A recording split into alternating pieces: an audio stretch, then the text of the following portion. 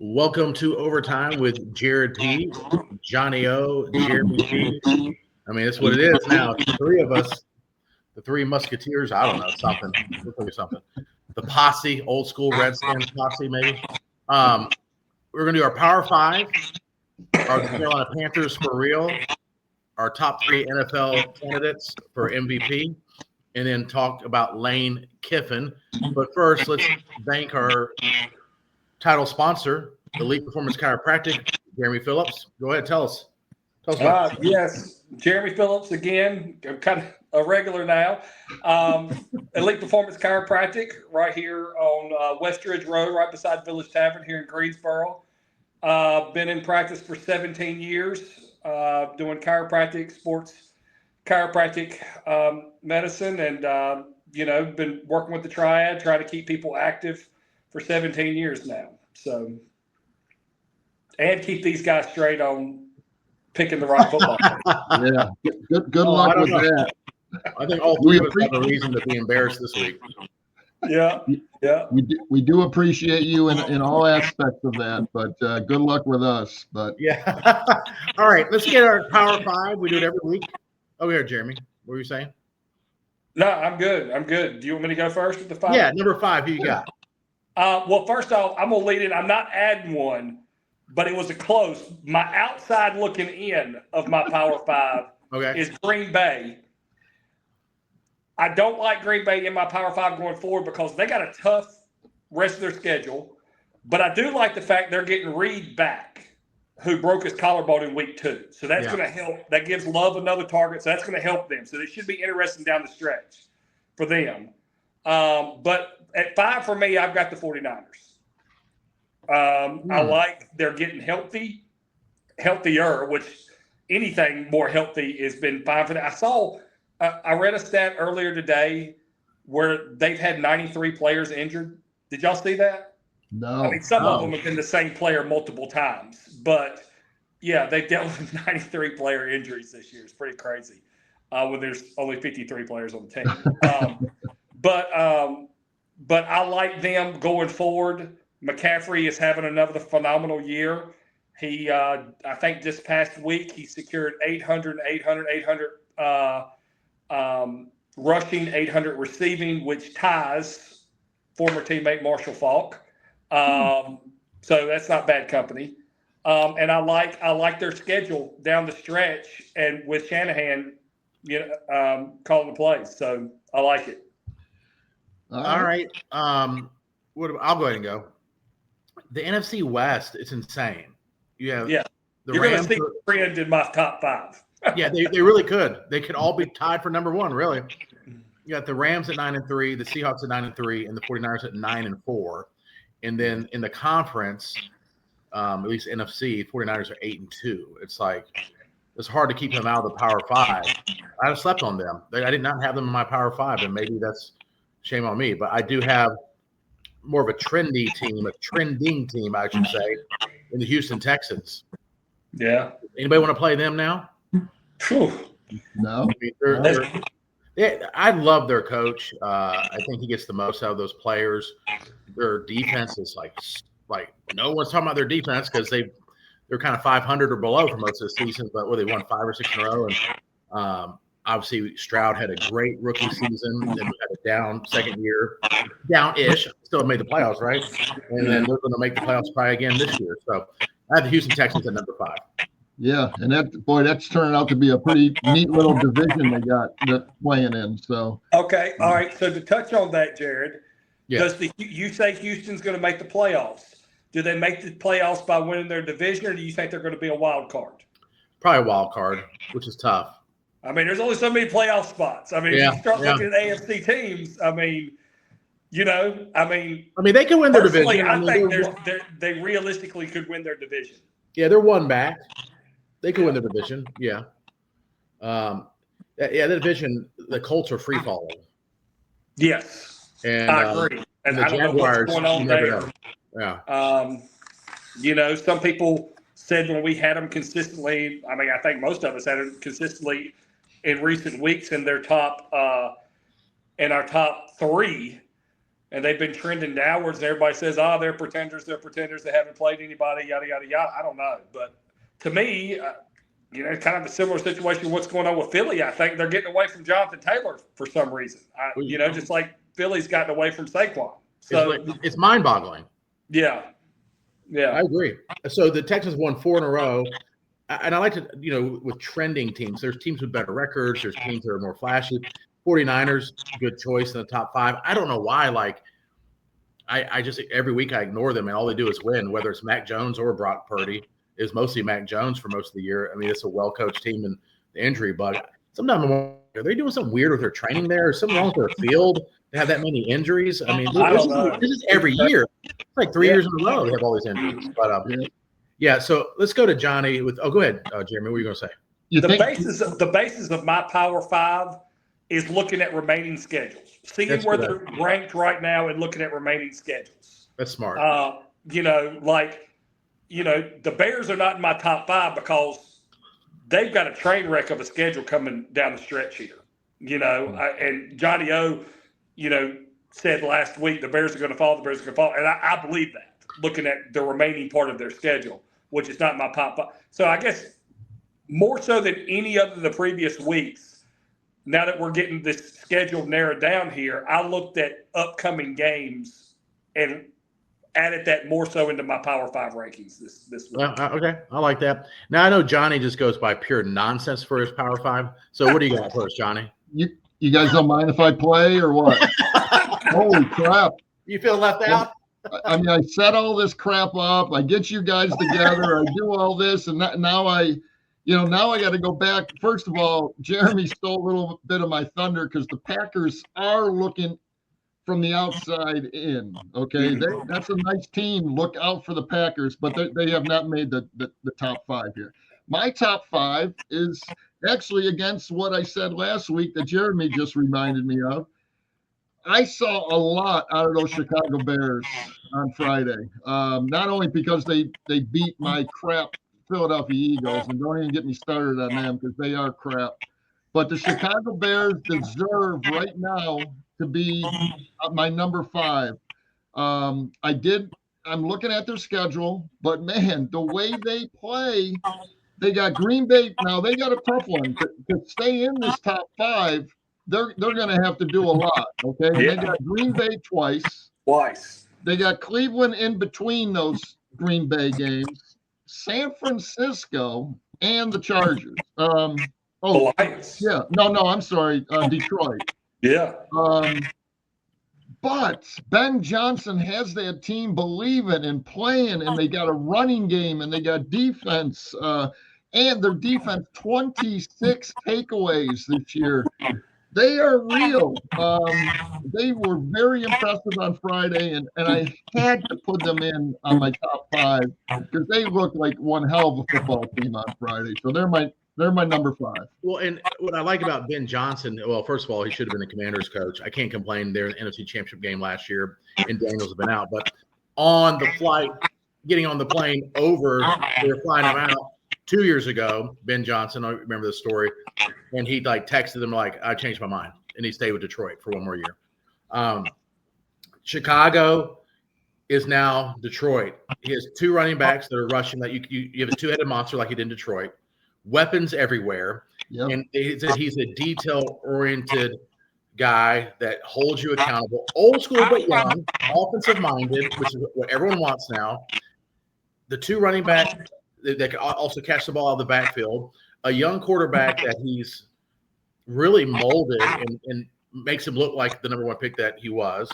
And so Ben Johnson's probably the best rookie coach in a while. I mean, he's turned a franchise that was in disarray around in 1 year. And I think Caleb Williams is playing very well, but there's still a little something, I don't trust it that much, but he has improved so much. And I think the reason why he improved is because of Ben Johnson. Ben Johnson is using Caleb Williams' strength. Absolutely. So, Johnny, go ahead and you do your number 4. How about that? My number 4, the Denver Broncos. They're 10-2. I know they keep winning in the fourth quarter, It's kind of crazy, but a win is a win. They keep going. They're keeping on top of that division. They have Vegas, which is a win. Vegas is just horrible.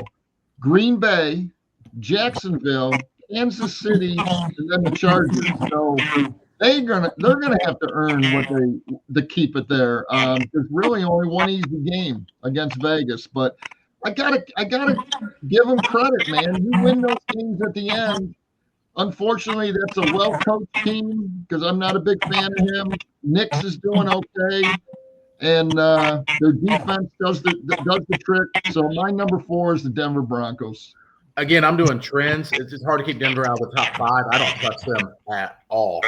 To me, they're the worst 10-2 team I've seen in a long time. 10-2 or 11-2 team I've seen in a long time. It's like they rely on that defense. They're escaping these games. They kind of remind me of Washington last year, where they won a bunch of close games. And next year, if they have any issues, excuse me, they could easily be. I know people say about anything. This easily could be like a 5-7 team. And that's when I watch them play. My eyeballs, except for the defense, tells me this team is a fraud. This is a fraud 10-2 team. So they're out of my top 5. And because you know why? They also had a real hard time with Marcus Mariota and the Commanders, who are garbage this year. Their defense is horrible, and they got a last-second knockdown on 2-point conversion against a really bad Commanders team. All right, so at number 4 for me, trending, Johnny, take your heart medication, your blood pressure medication. Maybe you could have a nurse on standby. I have the Dallas Cowboys at number 4. You beat Kansas City and Philadelphia 2 weeks in a row. Their defense looks like they're like, oh, who's Micah Parsons? Who? It took them a while to adjust. They made some like key trades that no one's really talking about. They're healthy. Dak, any game could throw for 500 yards. They have 2 weapons you can't stop on offense. The only time they stop themselves when CeeDee Lamb drops the ball like a wide open pass. I freaking hate Dallas more than any team in the NFL. I can't ignore the Cowboys anymore. This team, the way they're trending, they're a scary team to play. I have them at number, but I mean, it'll be hard for me to get into the playoffs, but not impossible. And so I have the Cowboys, your favorite team, and Johnny at number 4. Real quick, I like that because I love everyone jumping on the whole Cowboy bandwagon because you're just ready to fall, man. They're gonna fall off the cliff on Thursday night against Detroit because the winner of that game or the loser of Thursday night game, Detroit and Dallas, are out, I think, out of the playoffs. Yeah. And I think it's in Detroit. Detroit's got to get their stuff back together here.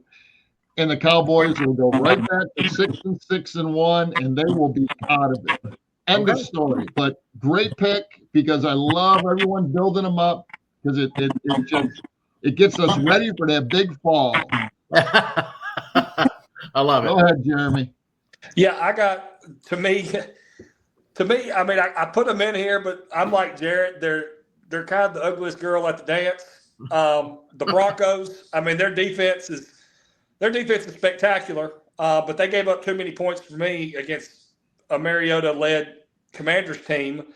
But I mean, dadgummit, they got such a lead in their division. I mean, they're going to the playoffs. I mean, season ended tomorrow. They're going to the playoffs. So I mean, I love their defense. Not a I like Nick. Don't get me wrong. I like Nick and I root for Nick because I think he's a good-hearted kid. He's got his mind in the right place or whatever. But I don't see him as this quarterback where you hand him the football and say, go win it for me. Yeah. You know, I see he's the quarterback where you hand him the football kind of timidly and say, don't lose it for me. You know, but that doesn't go with the trend because he's won so many games in the fourth quarter. But the Broncos, I mean, I'm like you, Jared. They're the ugliest 11-2 team I've ever seen. Something about them I don't get, but we're going to have to look at them in the playoffs because they're there. I mean, they're going to the playoffs. They might have home field advantage. They could. Yeah. All right, Jeremy, who do you got at number 3, our Power 5? Number 3, to continue with my trend, I got Seattle. I didn't like them offensively. this week, Darnold kind of didn't show up, but luckily they got a hell of a running game between two running backs with Charbonnet and Walker. Their defense is solid. Really, their defense is really good. So I worry about them down the stretch with not being able to throw the football. They didn't throw the ball well over the weekend, but they didn't have to because they dominated running the football. But yeah, I like Seattle at 3. I like their remaining schedule. They got the Falcons and the Panthers in there. They got the Colts and the Rams. This should be interesting. They got the Colts and the Rams, but both of those games are in Seattle, which obviously can change the tone a little bit. But, I like them as a wild card in the NFC right now. And I think, in probably several other divisions in the NFC, they could have won it. They just happened to be in there with San Fran and the Rams. All right. Yeah. I would say for me at number 3, I have the Kansas City Chiefs. Just kidding. They're out. They're out. Finally. I don't understand that. I don't understand what's going on with them. Some injuries to offensive line. But anyway, we don't talk about them right now. I agree with you. I echo you with the Seahawks. They're also that team that, there's a lot of West Coast teams that people talk about. Then no one talks about the Seahawks. They did when Russell Wilson was there and the Legion of Boom and all that stuff. But they're just quietly winning. They lost that game against the Rams, I guess in LA. But, other than that, they've looked really good, solid the whole year. So I agree with you. Seahawks at number 3. And I'm the same way. Number 3 is the Seattle Seahawks. I mean, they're 9-3 right now, which, again, that division has 3 9-win teams in there. I guess San Fran's played more games. They're 9-4, but Seattle Seahawks, like Jeremy was saying, they're 9-3. They got Atlanta. Indy is very beatable now. I hate to say it. The Rams, Carolina is not, obviously they're not a real easy out, but I see at least 3 out of those 5 that they would win without a doubt, and that's a 12-win season. What would it be, 12-5? So I'm sticking with the Seahawks because they're a good all-around team, and they're playing tough teams all year because of the division they're in. So they're going to be playoff ready. So Seattle Seahawks.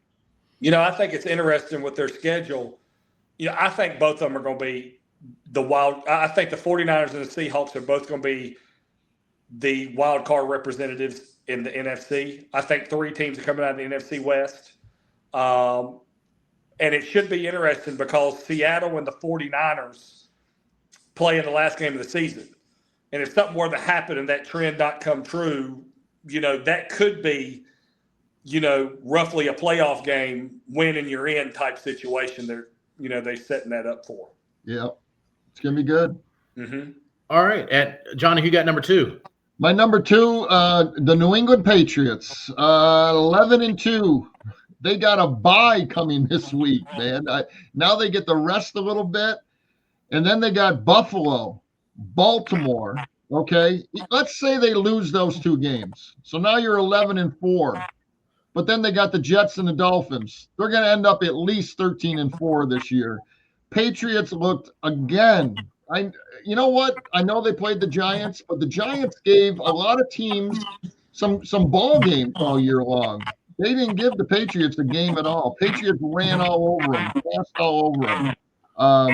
Their offense, defense, special teams, this is like the Patriots of old. They really look good. Drake may be playing the best out of anybody in the NFL right now. And well-deserved.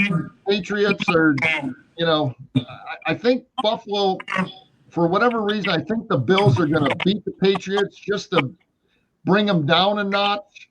And then who knows what happens in that Baltimore game. But the Patriots are sitting very pretty, and they just may be the number 1 seed, ending up the number 1 seed in the AFC. All right, yeah. I mean, I say the Patriots at number 2 with caution. They might be fool's gold as well. Now, it's hard to win. No, listen, Johnny, how dare you shake your head at me? No, but hey, listen to this. Look who they've beaten this year. Oh, we know. No. Not everyone knows. Not everyone knows, right? The Dolphins suck. when they played the Panthers were horrible. They did beat the Bills by 3.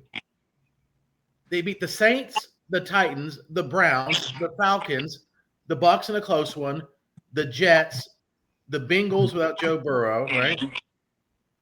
Or just coming back, and the Giants. Who have they played?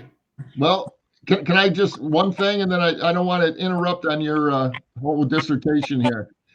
They don't pick their schedule, first of all. Wait a minute. Okay. But that team every week, okay, is getting better. All right. They are getting better every week. They're so well coached. And if they end up a number 1 or number 2 seed, which they probably will, they're going to be ready in the playoffs for anybody. They scare me, man. And you know, they just look like a well-rounded team that's hungry, and they could. The AFC is not that strong, so I think the Patriots could maybe come out of the AFC and possibly go to the big game. Yeah, I mean, their preseason schedule, their 3rd easiest record, and as the season has continued, their opponents have a 42% win percentage. Oh, it's awful. The lowest among they've had. So preseason they were 30 easiest schedule, but as the seasons progress, they have the easiest schedule in all the NFL. They're winning. I love Drake May. I love Vrabel, but like I wouldn't be surprised at a very early exit in the playoffs for them when they actually play a team with a winning record. So, well, they're going to have to come to New England to do it. Yeah. You know, they're going. I mean, you know, I've got it flip flop from probably both of you guys. I have the Rams at 2. I don't know why. Fair weather fan. Well, no. I mean, obviously, I have a vested interest. I love my Rams, but I just, like I said, I looked at the schedule ahead more so in this podcast and in this Power 5 than I ever have, and like I said, the Rams are battling 2 other what I feel like are playoff teams in their division. They still got to play them, you know. So and they didn't, you know. Obviously, it's a West Coast team flying to the East Coast, which I always think is a disadvantage, and they play a 1:00 game. And cold and wet in North Carolina on Sunday. I'm not making excuses, but at the same time, that's a lot to ask. Yeah. You know, it's 9 o'clock. You know, it's roughly 9, 10 o'clock in the morning for their bodies. You know, in Charlotte on a cold, rainy day. You know, still they got to be able to play football. They're professionals, stuff like that. But I didn't like their showing this past weekend. Obviously, it's great for the Panthers. Huge win for the Panthers. So I have, you know, the Rams at 2, and you know, not to give it away, but give it away. I got the Patriots process of elimination at 1. Yeah. Yeah. Well, yeah, I guess we'll go back around since you did your 2 and your 1, but at number 1, you know, I call you fair weather fan because the Rams lose 1 game, all of a sudden, oh no, they're not. They had 4 uncharacteristic turnovers that don't happen. Matthew Stafford matched his season total interceptions against the Panthers. He had 1 bad game, and so now they're tied for the lead in their division. They're not even winning. Like, I know. This tells you something about their division. What were they, the number 1 seed in the NFC last week? They lose 1 game. Now they're tied in their division. I know. No, I know it's all about how strong their division is. But what I'm saying, wouldn't you want a battle-tested team in the playoffs? You play in the NFL, sure. As opposed to the Patriots team that's playing cupcakes every week. It's not their fault. They're winning the games, but they're not really blowing. They blow out a couple teams. Most of those games are somewhat close. Yeah. The Patriots are reminiscent to me, particularly watching them last night. It kind of came into their own. You know, they almost had this expectation to win, which I think is amazing playing on a good team like that. But they remind me, they look like they're having fun. Yeah. You know, they remind me of 10 years ago, Cam Newton, this stage of the game, undefeated Carolina Panthers that eventually went to the Super Bowl and lost. But they look like they're having fun on the sidelines. Vrabel looks like very much a player's coach. I mean, obviously it's easy to be a player's coach when everything's going your way and you're winning. Right. But they look like they're having fun. And when you have a team, when you have 53 other professional guys that step out on that field and believe they can win or are having fun doing it, That goes a long way, man. When you got a team churning like that, man, that goes a long way in my eyes. Yep. No, I'm with you. Yeah, no, I'm with you. I kept the Rams at number one. I still think they're the best all-around team, and like Jared said, battle-tested. They just look good. They went in. Now I do have a concern. Maybe if they don't get a number one seed, they might have to play in some elements. And if they're not a bad weather team, like last year they had to go to Philadelphia and play in the snow. I mean, that could be a problem. But Stafford had a bad game. But I mean, he's still at 32 touchdowns and 4 interceptions. But he also fumbled. And those two receivers, I saw something that was pretty interesting. Devontae Adams, 52 catches. He's got 52, which I thought it was more than that. He's got 52 catches. 14 of them are touchdowns. 25% of his catches are touchdowns. Mm-hmm. So I thought that was interesting. But no, I'm going to stick with the Rams. They got, from what I see, they got Arizona twice, which shouldn't be a problem. Detroit, it all depends on how Detroit does this Thursday. If Detroit's even going to be a tough game, but then that's Seattle and Atlanta in between there. So no, I'm going to stick with the Rams. They're still the best. I was so happy that the Panthers beat. It was cool to say the Panthers beat the best team in the NFL on Sunday. So that was good. All right, we'll get into the Panthers here in a second if they are for real. But John, do you want to thank our other sponsors? Yep. Sponsors, Estate Jewelry and Loan. Something old, something new. Estate Jewelry has a great selection of new and estate jewelry, and you can really find a nice, unique piece in his showroom for any occasion. Brian's showroom is beautiful, has lots to choose from. It's like a little local jewelry store. Estate Jewelry, diamonds, and watches. Check them out at 2511 Battleground Ave. Salsaritas Fresh Mexican Grill, located in High Point at the Palladium and in Greensboro in the Target Shopping Center on New Garden Road. It's got a food truck, catering, daily specials. You can go to salsaritas.com to check out their menu. Shank and Torrance Insurance, located in Greensboro, but they serve the entire Triad and state. Brian Torrance specializes in personal insurance, including auto, homeowners, and life insurance. You can call him at 336-310-1320 for all your insurance needs. And 4 Real 24, which is indoor golf. Real golf, indoors, anytime. Greensboro's premier 24/7 indoor golf facility, offering iconic golf courses and state-of-the-art equipment.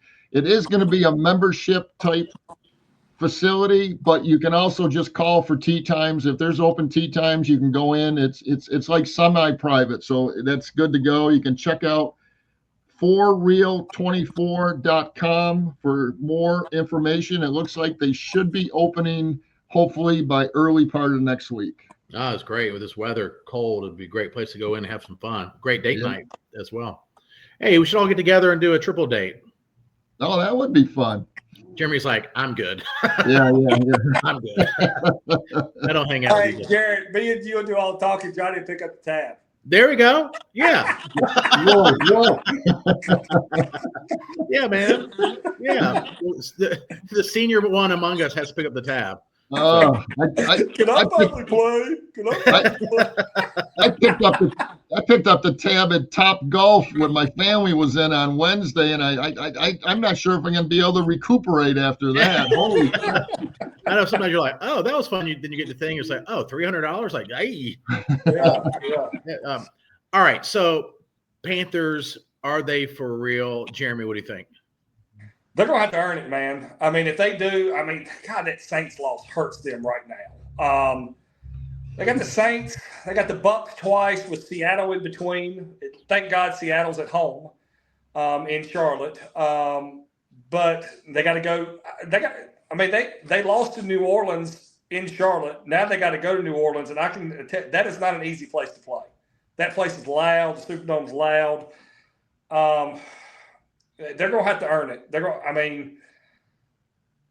to have to sweep the Bucs, I think, to get in. And it may come down to the last game of the season, So, yeah. Again, Bryce continues to. I mean, he's like Bo Nix with me. Like, Yeah.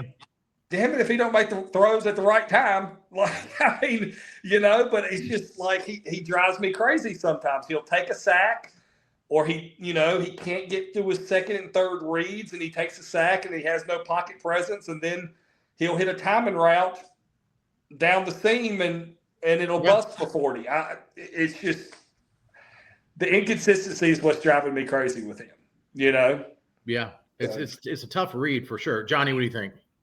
I mean, I like their chances only because they have an opportunity. They're at 7-6 and they get to play Tampa Bay twice. So just the opportunity alone kind of excites me about the local team. It would be really cool for them to end up winning that division and going to the playoffs. Obviously they would have to do that, and it can happen because Baker's a little banged up. Not sure if he's gonna, what's gonna happen next game for him. And their running game is terrific. Their defense, I mean, they gave the Rams all they could handle. And Bryce, like Jeremy's saying, a little up and down, but man, he's growing up. Each game he's getting better, and he looks more confident and having fun. So I'm excited about him. I'm excited about the Panthers, and if they just have the opportunity, that's all I can hope for right now. So, yeah, I mean, we can agree the Panthers have a heck of a coach. I mean, Cadell's done a hell of a job this year. I mean, he's doing more with less than almost any coach in the NFL, and turning that franchise around. That was in total dysfunction. People are wanting to, Roger Goodell to strip the ownership from the Panthers owner, which is stupid. But because they thought he was meddling and he's causing problems. And here they are. They're in the playoff conversation. I think they're ahead of schedule with that. And that Bryce Young, I'm reading here, if this is, I think, up to date, 2,100 yards.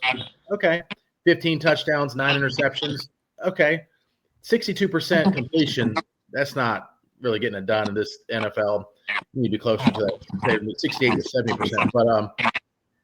But he's improved. I mean, he definitely has improved, and he made some really great throws against the Rams, which, as we know, we think all agree. For last week, we all thought was the best team in the NFL, and also in adverse conditions with the weather and all that stuff. So they're in the conversation. I don't think they're going to make the playoffs, but I think there will be excitement going into next year and expectations going into next year for the Panthers. Yeah. Good stuff. I'm anxious to see what Canales does because they've been kind of doing this sub in, sub out, Dowdle, Chubba Hubbard deal, and it kind of worked out for him because Hubbard had a nice little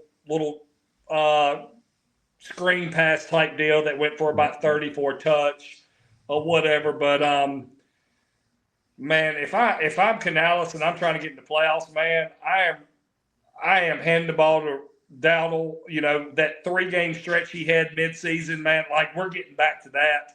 Yep. And I'm either going to win or lose by that. Like he was straight up running the football, just a couple of weeks ago, and they kind of gotten away from that since Hubbard came back. But I think they're going to have to lean on one of these running backs, the hot hand, whatever you call it, heavily down the stretch here to get into the playoffs. Yeah, agreed. Yeah. Top 3 NFL MVP candidates. I'll go first. I'll just do mine. And to me, it's a 2-man race. I'm not following the rules. Sorry, Johnny. I think Stafford or Drake May. I mean, I can't see it going to anyone else. I really thought the Colts running back. I don't know. My mind just went blank. Colts running back Taylor. Taylor was going to possibly be in the conversation, but like Jeremy made a good point a couple weeks ago, these teams that are going away from these stud running backs. I mean, even your Saquon Barkley and the Eagles, I know the offensive line is not as good this year, but then I watch game, he has 7 rushes or 10 rushes. I'm like, what are they doing? And you're right, Johnny, one game they gave him the ball 25 times. They're like, oh, that's why they lost. So, I mean, but still, you have these stud running backs that has changed back to like the mid-90s, late 90s NFL in the 80s, where you can rely on a real good stud running back, and then they're going away from them, and then their team's losing. I don't know, they're overthinking it. It's such a pass-happy NFL, which is entertaining for the fans, but it's Stafford and May, and right now, to me, it's Stafford. Yeah. Yeah. No, I agree with both of those. It's between those two. But if for whatever reason, because there is 5 games left, if they could sneak in a running back, which I know the chances are it's not going to happen, but it's between two guys. If James Cook keeps running for Buffalo and Buffalo keeps winning and kind of, gets back in the heat of the race here, he could be an MVP because he's been on fire lately. And if Jonathan Taylor, you know, I don't feel too good about Jonathan Taylor anymore. I don't feel too good about Indianapolis. I think they're going to hit the crapper, to be honest with you. And so it's down to 2, but James Cook has an outside shot if he continues to do what he's doing the next 5 games. Okay, plenty of time left. I don't, and this goes back to the old saying: a quarterback probably gets too much blame whether they win or lose. I don't think they give it to James Cook because they'll somehow give just as much credit to Jared Allen if they win down the stretch. It's so much easier to take credit away from Daniel Jones and give it to Jonathan Taylor than it is to take credit away from Jared Allen, or Josh Allen. I'm sorry. Yep. So I think Cook he's doing great. Don't get me wrong, and the people in the know knows he's doing well, but I don't think he can do enough in these last 5 games to outrun the shadow that Josh Allen's also gonna have. Because if they start winning ball games here again, he's probably gonna get way more of the credit than he deserves, even if Cook is, the reason for those wins. Yeah. I'm with Jarrett. Drake May, Matt Stafford. The award goes out the weekend before the Super Bowl. Whichever team makes it farther in the playoffs, I think that quarterback gets the MVP, in my honest opinion. Okay. Well, it's supposedly picked before the playoffs start. They announced it, but yeah. I mean, if I have a feeling, it's once again going to go to a quarterback. And you're talking to an offensive lineman here that loves his running backs. I don't necessarily agree with it, but I think it's probably going to a quarterback this year. I mean, for somebody like Stafford to have arguably the best season of his career at this stage of the game, it's pretty amazing. Both of those guys. It's very cool that those two are the guys, that young Drake May and Stafford just have. I mean, wow, he's having just a career year. I mean, Stafford could be Drake May's dad, age-wise, almost. I mean, that's the crazy thing to think about. Yeah. All right, so I know you guys are hot about this. I want to hear y'all's take, and whoever wants to go first. But Lane Kiffin going to LSU, not going to participate in the rest of in the college football playoff. He's gone. He's all LSU now. Johnny, you want to go ahead? And yeah, I'll take it real quick. Just a little disappointed. I started to be a Lane Kiffin fan, and here he goes again. He's leaving and supposedly going to a better job, which LSU is. But he signed for all that money, which Ole Miss was matched it, and he wanted to coach that team the rest of the way. Thank God Ole Miss said, no, get the heck out of here, because let's say Lane Kiffin stayed, all right, and he's already signed with LSU. That is such a recruiting tool, even more of a recruiting tool for Lane Kiffin and LSU if Ole Miss wins a couple games in the playoffs. All these players are going to say, I'm going to go play for that guy at LSU and not even thinking about Ole Miss, and they're the ones winning. So they made a great choice of him not coaching, and I'm rooting for Ole Miss to win a couple games without him. But and I hate to say it, I mean, I hate to say I want someone to fail, but you know what? I hope he kind of fails at LSU because it's way too much, man. He's had so many great jobs, and he just keeps leaving. I'm done with him, unfortunately. All right, Jeremy. I don't understand the play here. People think, oh, well, LSU's got more money or LSU's a bigger program than Ole Miss, but you've had Saban there, you had Miles there. Like, LSU already has this legacy. I truly believe it wasn't a money thing. Obviously, Ole Miss matched it. Now, I don't know if Ole Miss, there's more than just salary here. There's obviously NIL money to work with so you can get the best players and stuff like that. And maybe they didn't totally match every aspect of this contract, right? Yeah. But I just think the coolest thing would have been for Lane Kiffin to build a program at LSU, which he has. I mean, a hell of a start anyway, when they had 10 wins the last 3 seasons or something. He could have been the Bear Bryant of Ole Miss. He could have been the Nick Saban of Ole Miss. And that's nothing to sneeze about, and I'm a big believer. And, obviously LSU seems like a bigger program because they've had more recent success with some Heisman Trophy candidates. They won it in 19, Joe Burrow, the Nick Saban years, they had some great years and stuff like that. But I think he had that going at Ole Miss, and he was building his own mountain there. He was going to make Ole Miss a household name, and I just don't understand the play unless it was, okay, they matched my salary, but I've got no money to recruit with. Yeah. If they didn't match every aspect of things he demanded or the things that LSU told him he was going to get, then I can see why he left. But if you're trying to make a legacy, make a name for yourself, I mean, I think he was doing it and on his way to doing it at Ole Miss. And, he's always going to be chasing those shadows of previous success at LSU. I just don't see the play. I really don't. Yeah. But Saban came to Alabama in Bear Bryant's shadow, and he made a name for himself. So who am I to say? And he's young enough to do that. LSU has no problem getting rid of coaches either. I mean, they've had coaches won championships, and they have a down season, they're out. So, I mean, we forget about Ogeron. I mean, I don't think that now. I mean, this governor's done got his nose in it. And rightfully so. Yeah. Rightfully so. That $90 million contract now, all of that I don't think is covered. I mean, at the end of the day, he's a state employee. Right. The head football coach of Louisiana State University is the highest paid state employee. Mm-hmm. So a considerable amount of that $90 million is being paid for by the taxpayers of Louisiana. And so now the governor's getting involved, like, hey, what are we doing? You're not playing with house money. You're playing with taxpayers' money. Mm-hmm. What are we doing firing these coaches and paying them $50 million to leave? So that's a shaky situation that I don't think is going to continue. So, I just thought that was very interesting for a high-seating state politician to start getting involved. I mean, he got the athletic director fired. Yeah. Because it was the same athletic director that hired Jimbo Fisher at Texas A&M. Let him go, paid him $50 million to leave. Then he comes to Louisiana State, LSU, hires Brian Kelly. Well, they just paid him to leave.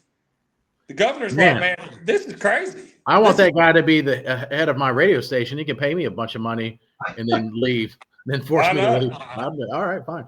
My boss is mad that AD should be getting a percentage of Jimbo's and what's his name's contracts, for crying out loud. I know, for real. No. And my take on it is Lane Kiffin's obviously a bright, offensive-minded coach. But really, what has he won as a head coach? As a head coach, what has he won? Nothing. You're nothing. Right. And look, I love it. Long enough too. Yeah, you're right. He probably could have won something somewhere, but okay, we know the Raiders. Okay, got holding the Raiders against them. Tennessee was a disaster. One season, 7-6. USC. The Trojans was nothing. 28-15. No bowl games of any merit.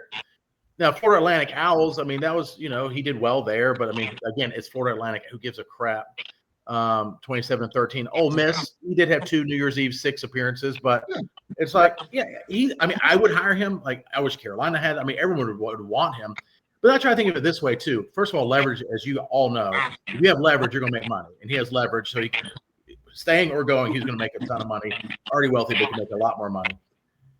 But where would you rank an SEC history, or even recent history, Ole Miss, even historically, where would you rank them as a prestigious SEC football school? Probably 6th, middle of the road. 6th, 7th. So I'm trying to think, if I was at an ACC basketball school, like what would be the 5th or 6th team historically? Probably like a Wake Forest. Yeah, and if you were at Wake and then Carolina or Duke, it's not quite Carolina or Duke, but like they're coming. It's going to be hard to turn down because they do. LSU does have more prestige.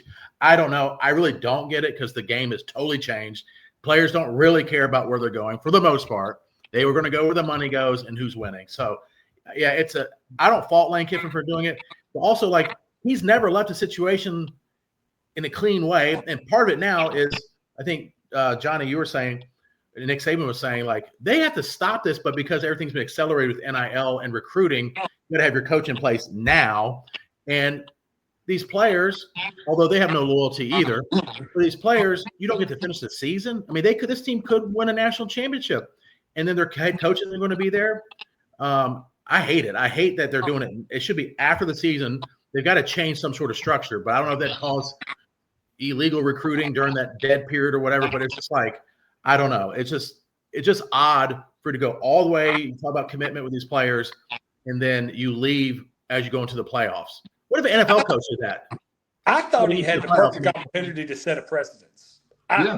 He could have came on the podium and said, you know what? This is unfair to my team. I got a legitimate playoff team, a legitimate contender here. If you want me bad enough, you'll wait. Yeah. I'm not doing this right now. Yeah. Yep. And if anybody, as far as a head coach, had the hype, it was him and this year. Yep. He could have said, you know what, if you want me bad enough, you're going to have to wait on me. Yeah. And I got business to tend to. And then at that podium say, and we have to change this going forward. This is not fair for me as a coach, puts me in a bad spot, not fair for the players, not fair for college football. Yeah. Saban hit the nail on the head on College Game Day week before last when all this came out. Like, he said, this is not a Lane Kiffin problem. This is a college football problem. And he's so right. He's so right. But just to backtrack just a second here about, Kiffin not winning anything. Jared, a week before the national championship game when he was offensive coordinator for Alabama, he got fired. I mean, it's mind-boggling. Yeah, he's a problem in different ways, I think. He rubs people the wrong way. I love him as a personality. I love him. He'll fight with people on Twitter. I mean, he just like goes, he's all in type of personality, and he rubs people the wrong way, of course. Well, and then Roy Williams, it was a different time then, but Roy Williams at Kansas in the Final Four, and they were asking him about when Dean Smith retired, are you going to go to Carolina? He said, I'm not talking. He said, I don't give a – he doesn't usually cuss about Carolina. I mean, he was just frustrated. But he did take the opportunity to say, this is inappropriate at this time. I'm trying to focus on my team and here, and you're talking about Carolina, which everyone knows is his dream job. But he was like, I'm not doing that. And, of course, a couple of years later, they were able to get him. But, all right, great episode, guys. All right, good stuff. Hey, next episode, next week, let's talk a little bit about the NIL and these players that sometimes don't play in bowl games. Let's think about that a little bit. They better play in them this year. Especially if they're getting paid. So we shall see if that happens. But guys, thank you very much. Great show, and we'll see you next week. Thank you, guys. We're